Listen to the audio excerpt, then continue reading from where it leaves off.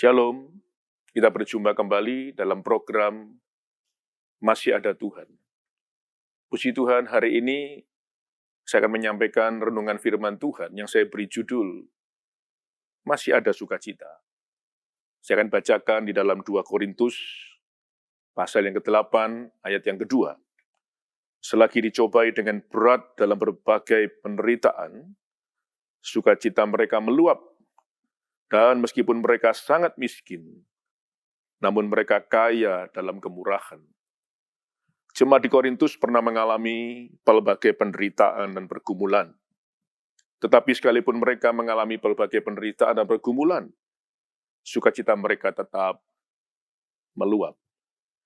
Itu sebabnya hari ini, kalau kita mengalami penderitaan dan pergumulan dalam hidup ini, marilah kita tetap bersukacita. Karena saya percaya ketika kita mengalami sukacita, sekalipun harus menghadapi segala pelbagai penderitaan dan pergumulan, kita akan tetap menjadi orang yang semangat. Jadi orang yang mau semangat, tetap semangat dalam hidupnya, harus memiliki sukacita. Kalau tidak ada sukacita, saya percaya kita tidak akan semangat dalam menghadapi hidup ini. Dan tidak hanya itu, kitab Amsal pasal 18 di ayat yang ke-14 mengatakan, orang yang semangat itu dapat menanggung penderitaannya. Jadi kalau kita mau supaya kita bisa mengatasi penderitaan kita harus menjadi orang yang semangat. Bahkan kitab Amsal pasal 17 ayat 22 mengatakan, orang yang tidak punya semangat, dia akan mengalami tulang yang kering atau mengeringkan tulang. Apa artinya? Tidak akan berdaya menghadapi segala bentuk kesulitan dan penderitaan dalam hidupnya. Itu sebabnya Bapak Ibu Saudara, tetaplah bersukacita, tetaplah bersemangat menghadapi hidup ini. Karena kita percaya masih ada Tuhan dalam hidup kita. Pada suatu hari, ada seorang anak penjual koran. Seperti biasanya, anak ini berjualan koran di lampu-lampu merah. Dan dia sudah tahu, kalau musim hujan sudah tiba, dia sudah siapkan sebuah plastik yang cukup lebar untuk membungkus korannya, supaya tidak sampai basah. Sampai pada suatu hari, dia lihat langit sudah mendung. Dia siapkan koran jualannya, dia siapkan plastik untuk membungkus korannya. Dia mulai berjualan di lampu merah, dan benar tidak lama kemudian hujan mulai turun rintik-rintik. Lampu merah, kemudian berhentilah sebuah sedan yang cukup mewah. Dia mencoba mengetuk pintu kaca mobil tersebut.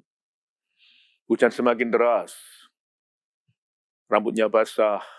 Tidak hanya rambutnya yang basah, tetapi tubuhnya juga basah kuyup.